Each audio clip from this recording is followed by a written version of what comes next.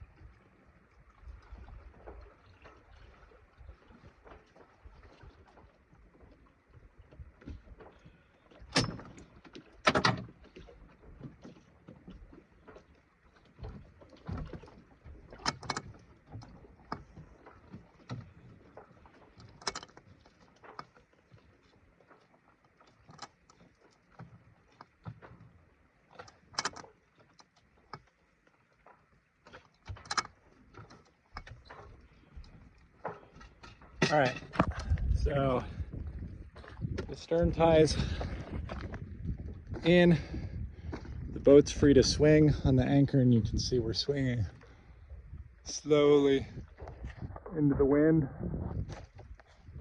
towards the arrow. So now I'll go, better make sure my lines are ready to sail. Looks like they are. Now I'll go on the anchor, and I don't have a windlass, so gotta do it by hand. Or rather, I do have a windlass, I just haven't installed it yet. This chain's pretty heavy. It's like a pound a foot. We're in probably like 50 feet of water, and the anchor's another 30 pounds. So when the anchor starts to come up, it's like 80 pounds for a little bit until you've got more chain in. But you always let out at least like 3 to 5 times more chain than you have when the water is deep. Because that helps the anchor hold better. You know, it's pulling the anchor horizontally instead of vertically off the bottom of the ocean. So, the key with hauling the anchor up by hand is just go really slow. The boat weighs 7,000 pounds, so it takes a bit to get it moving, and then once it's moving, it'll stay moving. So you just kind of get it moving a little bit, and then just keep hauling at that pace so it doesn't lose speed.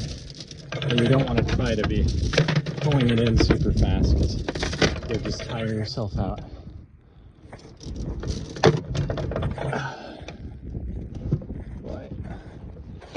So, shouldn't be this hard.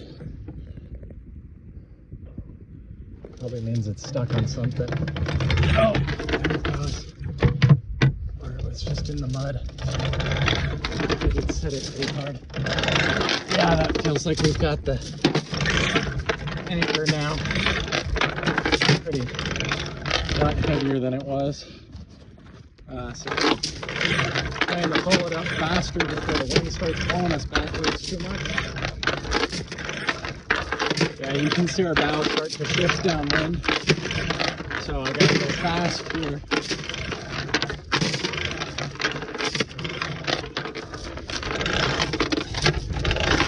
And here comes the anchor. So I can feel it getting lighter. There it is. Close the lid, get the chain all forward,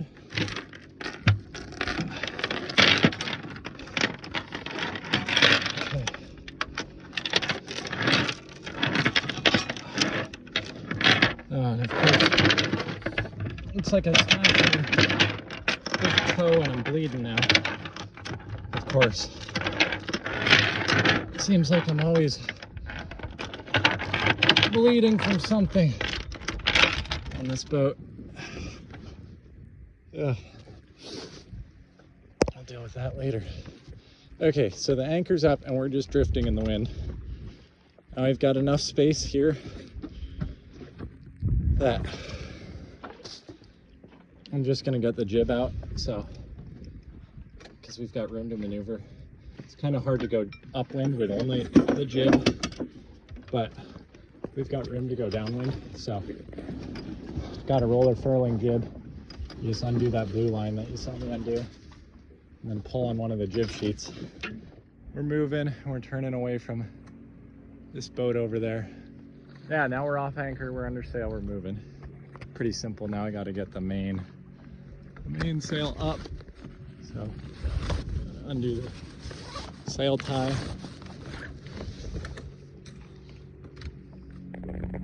Main's all ready to hoist. I just start hoisting it. It's not super easy to hoist, especially when you're going downwind. It wants to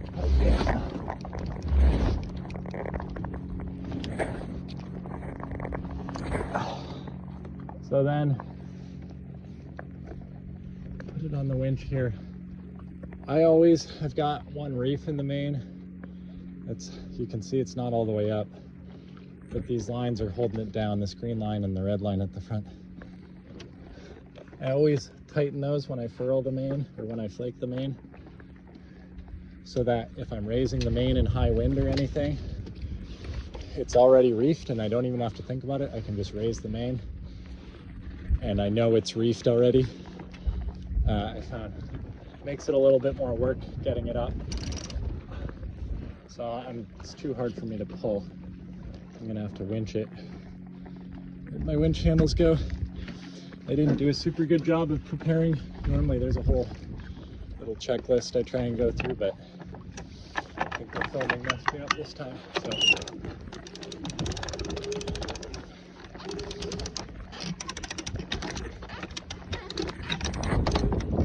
okay, that's up. Lock it off on the clutch. So I've got all the sails up. Trying to go over there, upwind. So I'll bring the sails in pretty far. I adjust the main in first because that'll start to turn us.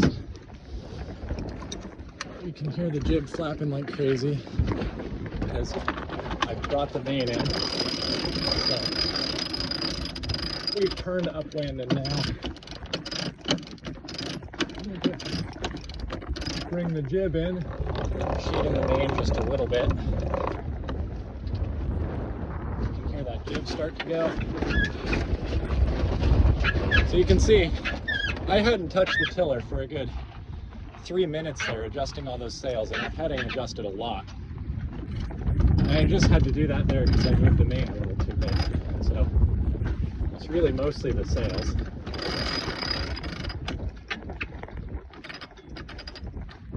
Okay, so now we're pointing too far into the wind, so I'm going to turn us down a little. We're going to get pretty close to this land over here. Make sure it's not too shallow. Yeah, it gets a little funky up there, so we'll tack well before this land, and we'll be going back that way. We're trying to go up that way.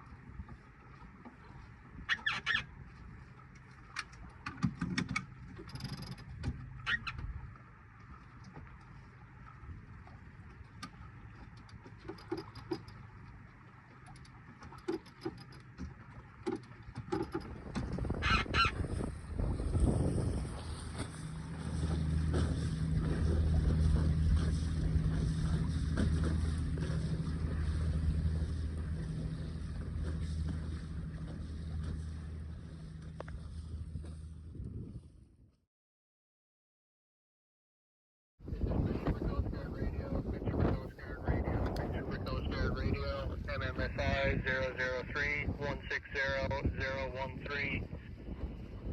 BC bulletin number 01. This is an important bulletin from the Provincial Emergency Notification System. A large earthquake has occurred in the Pacific Basin near Kamchatka, Russia. The National Tsunami Warning Center has issued a tsunami watch that includes the following zones of coastal British Columbia. Zone A, the North Coast and Haida. Zone B, the Central Coast and Northeast Vancouver Island Coast, including Kitimat, Bellacoola, and Port Hardy. Zone C, the outer west coast of Vancouver Island from Cape Scott to Port Renfrew. Zone D, the Wandafuka Strait from Jordan River to Greater Victoria, including the Saanich Peninsula. A tsunami has been generated. Local governments in these zones are urged to activate their emergency plans and stand by for further information. Updated information will be provided as soon as it is available. No other zones of coastal British Columbia are at risk. Repeat, no other zones of coastal British Columbia are at risk. This message is issued for information purposes only for Zone E, the Strait of Georgia, including the Gulf Islands, Greater Vancouver, and Johnson Strait. This is Prince Rupert Coast Guard Radio, out. There's a tsunami. Now I'm on the central coast of BC, sailing on the water. I'm trying to figure out how long it's going to take to get here.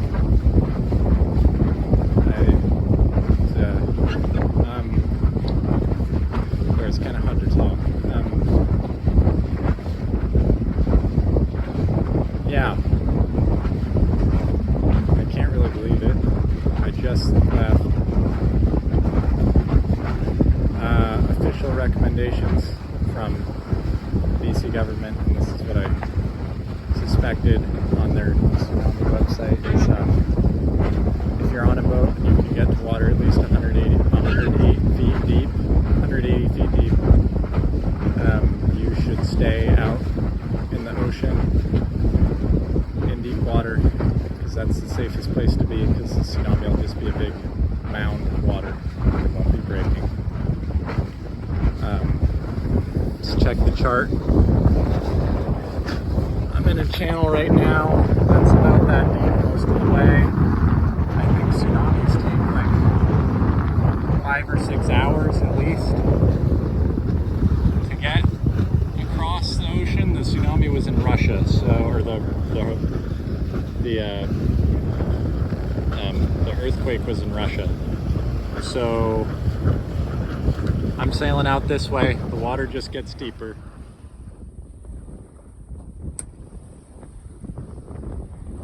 Okay, I kind of have a plan. Still can't believe this is happening. Yeah, I mean, I don't have cell service. I don't have any. I lost cell service like immediately after I heard about the tsunami warning. I'm getting, as you heard, Coast Guard radio updates. They haven't said a time yet. There's whales right ahead of me, but I don't really care right now. They haven't set a time yet when the tsunami is expected to make landfall. They have upgraded the warning from Secure Day to Pan, and say that they believe a tsunami has been generated. I'll kind of show you my plan. So I'm in these kind of narrow channels right now. They're decently deep, not super deep. Heading out this way towards the ocean. This is kind of exposed directly to the Pacific, this channel I'm in right now. I'm gonna head this way up into Spiller Channel, I believe it's called. It's wider. It's kind of a 90-degree turn, so I'm hoping if there is a tsunami, it will take most of the energy out. And it's deep, 1,000 feet deep all the way to the walls, whereas it's only like 200 to 300 feet deep here. So,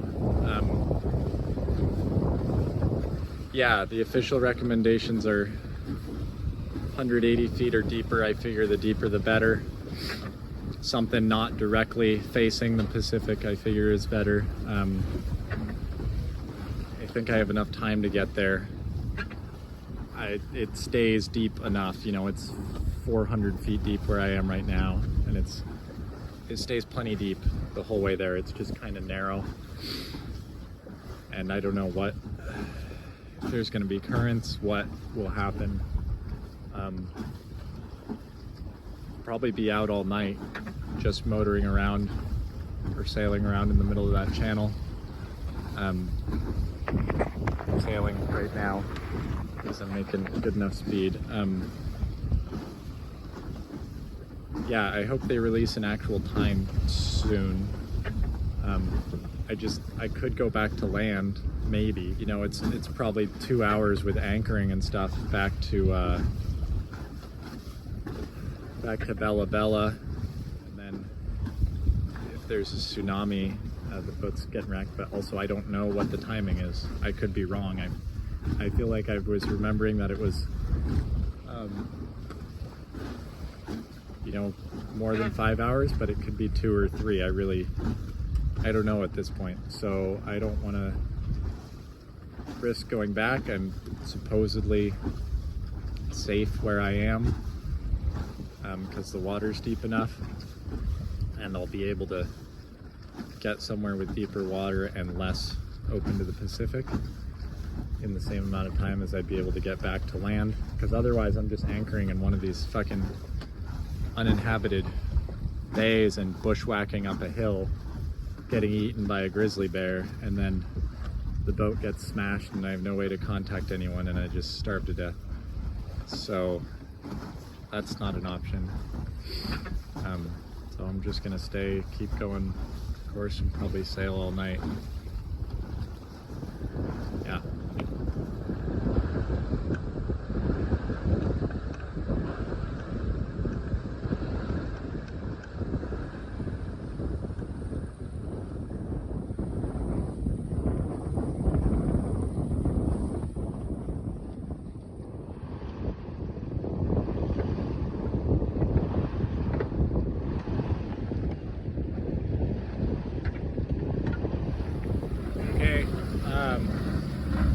I just turned the engine on because the wind was dying a little bit. It's picked up again, but I want to get there as soon as possible. Funny, I've seen a bunch of boats coming in. I only see one behind me coming out. It looks like a big, huge fishing vessel. I thought you'd see an outpouring of boats from all these marinas trying to get to deep water, but yeah, I don't know. That's the advice. Get to deep water. I don't know why people are going back in. I've just seen boat after boat heading inland. Maybe they think it'll be sheltered, and it could be, but it seems like an awful lot of a gamble to me. Well, there's the one other boat heading this way I've seen this whole time. Looks like a fishing boat. They're going surprisingly slow, but maybe that's as fast as they can go. They've taken forever to catch up to me. But yeah, just me and them heading off into the sunset to face the tsunami.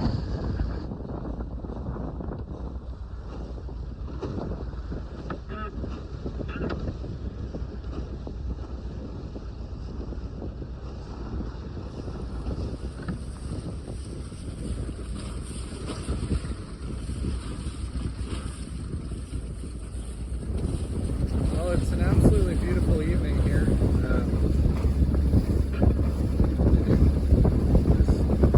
probably 12 knots of wind and absolutely no one out. Just trying to block the sun in my face. Yeah, weird to think what's coming across the ocean at us, but just appreciating the evening for what it is, which is, just unbelievably gorgeous. I mean, it's just so nice out there. That's looking straight across the Pacific. There's that fishing boat that passed me a while ago. Went down below and grabbed some Grab some snacks. Got a stick of salami that I'm eating, and then some like kind of wafer sugar bars. Just so I have some calories in me. But yeah, this is why I get late starts so that I can sail in the evening. Of course, today it's for a bit of a different reason, but yeah, it's about, what time is it? Almost 9. So the sun's probably going to set in half an hour. Got an hour and a half to 2 hours until the wave is supposed to be here. See how it goes. I'm just entering the mouth of the Spiller Channel. And I'm going to just sit out the Tsunami end. A weird mindset, trying to appreciate the moment, and also, you know, deal with what's to come. So we'll see. And it could be totally fine. It could be absolutely nothing. I could not even feel it,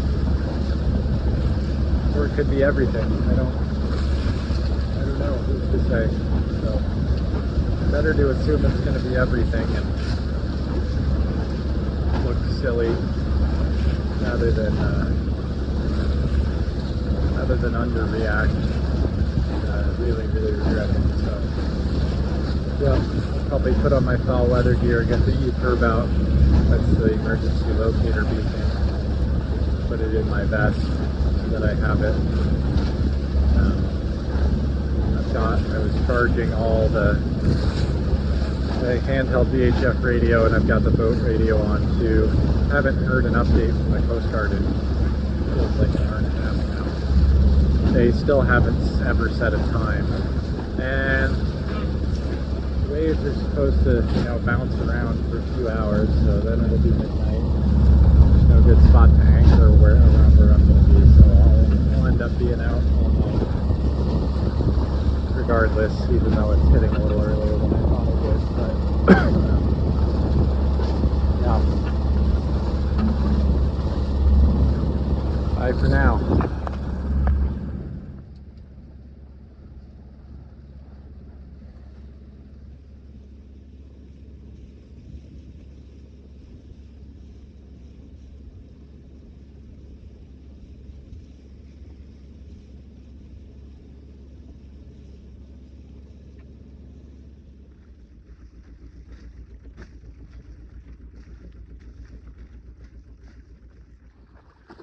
Okay, I just got the engine off because it's about an hour and 15 minutes to an hour and 45 minutes until the wave's going to be here, or is supposed to be. Sun just set. Not quite as far up Spiller Channel as I originally thought I was going to go, but looking at it, there's some weird rises and shallower spots up there, and it's nice and wide right here. It's kind of an intersection between 3 different inlets.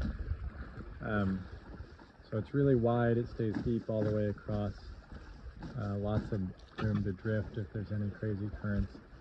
I'll get the engine back on again here once we're getting close to time, but I kind of want to cook hot food right now real quick, so I think I'm going to heave 2, which I've somehow never done before, so we'll see how that goes.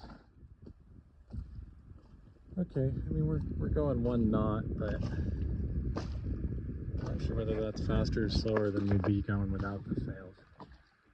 I'm gonna call that good enough to cope. We're not going anywhere fast. Well, ended up not making rice and spam because I thought the rice was gonna take too long, so just made some hot cocoa and then a turkey sandwich with some mayonnaise and pickled banana peppers, which hopefully is really good. I don't know how hot these are. I haven't had them before.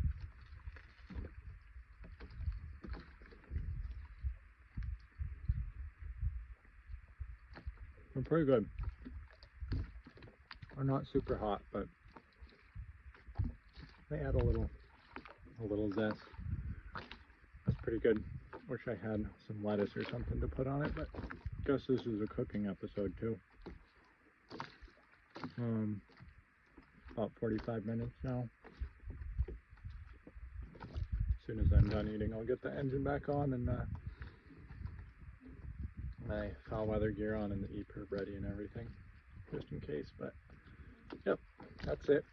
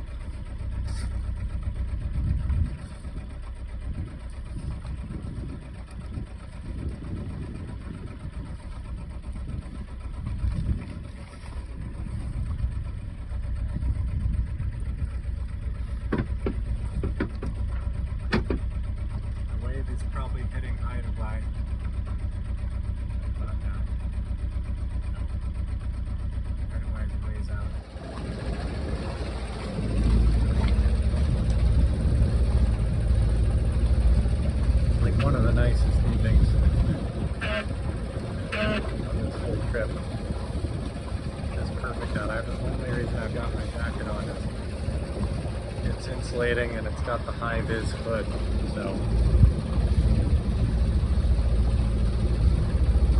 if I end up in the water somehow, there's not anyone around who's going to be able to rescue me. So I've got the high vis on, so I'll be visible.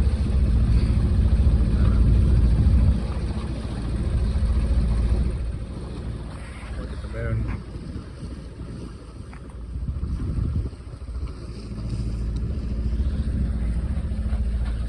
So beautiful. So calm. Well, I turned the engine off because it was so loud. I couldn't stand it. It was driving me crazy. So quiet. It starts pretty reliably, and about 3/4 of a mile away from anything I could hit. So I don't think the engine will do me much good.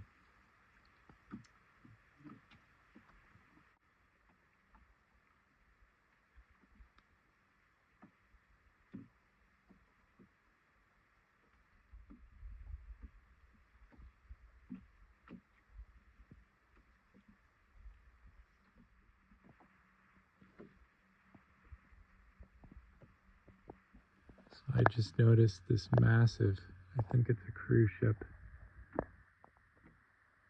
appeared at the mouth of the channel I'm in. So I'm going to take that as a sign that I'm in a good spot if the big guys are choosing to be here too.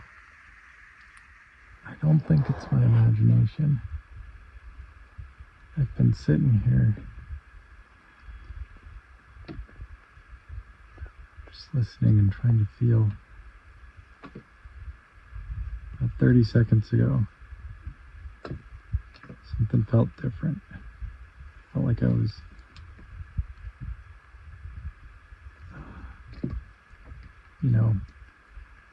rising and falling, maybe. It's hard to say. I've been trying to look at the water, but it's so dim out.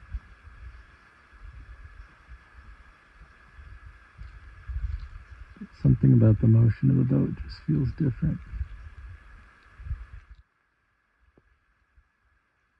Yeah, like that right there. So hard because I have no visual reference for like how I'm moving, but it doesn't feel like very big. It's just a very gradual feeling.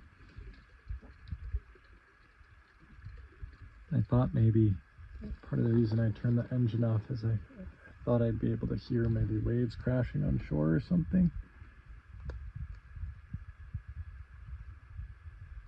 I don't hear anything. It's still dead silent, so maybe it's all in my head. It's a total, very weird waiting game. Oh gosh, feels like my mind's playing tricks on me.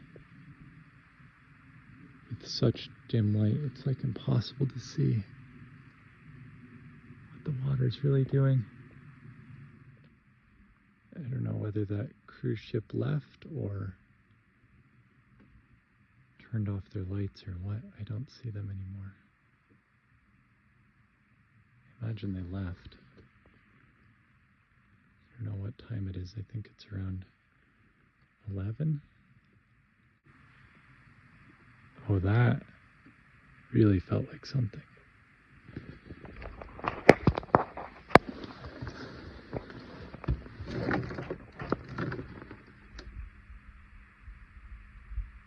It was like this wave, cross wave. I think it was a wave. I don't know, I feel like I'm making all this up.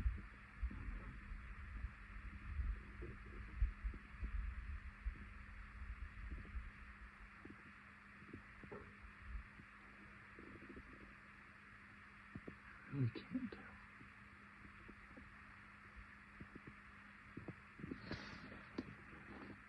Stars are starting to come out though.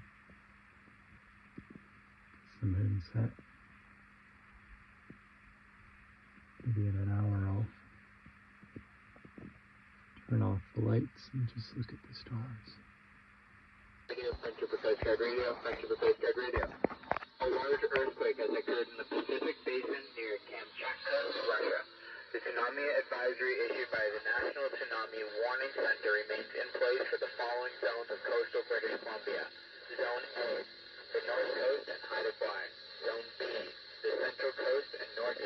Vancouver Island close. Kitimat, Pelakula, and Port Hardy. Zone C, the outer west coast of Vancouver Island from Cape Scott to Port Renfrew. Zone D, the Juan de Fuca Strait from Jordan River to Greater Victoria, including the Tsunami Peninsula. At this time, a tsunami has been generated that could create strong currents or winds in harbors and coastal areas. Local governments in these zones are urged to activate their emergency plans and to consider evacuating marinas, beaches, and other areas at risk. Vancouver Coast Guard Radio out. So I guess it's still in effect. It's after midnight. Yeah, I was hoping they'd call it off by now, but the only information I'm working with is stuff I heard from family back in Washington in terms of when the wave was supposed to hit where. And the closest to me that I know a time for was Haida Gwaii, which was supposed to be just after 10. It's been over 2 hours since then, so should have definitely hit here if it was gonna, or maybe it has, but I certainly wasn't really able to feel it. I don't know, maybe I'll stay up a little longer, just see if they have any updates.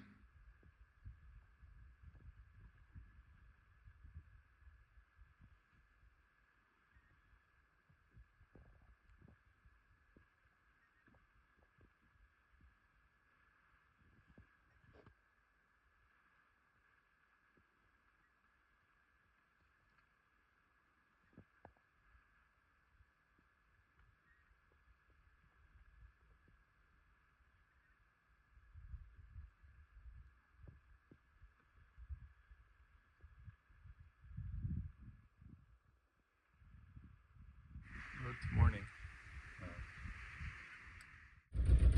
Well, the fog came in really thick, and I've just drifted all the way to shore here, so hopefully there's somewhere convenient to anchor right about around here. I bet there is. Just wait for the fog to burn off. Cook some breakfast. I'm pretty hungry. I just haven't really eaten much since that one sandwich last night. They called off the tsunami watch a few hours ago, officially called it out on the radio. So done with that. Never really felt anything, I don't think. I don't know if there actually was a tsunami or what, but yeah, quite the night, the experience. One for the memory books. There's the bald eagle. A little clearer now.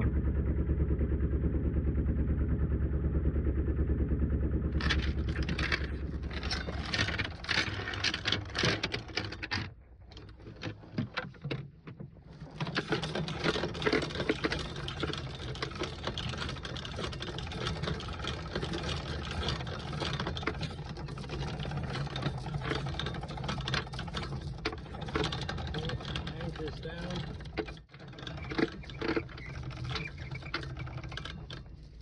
It's probably 75 feet of chain, which is good enough.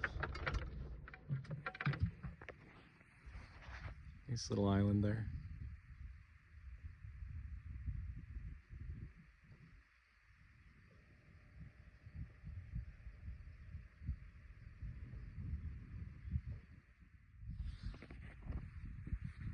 Time to cook some breakfast.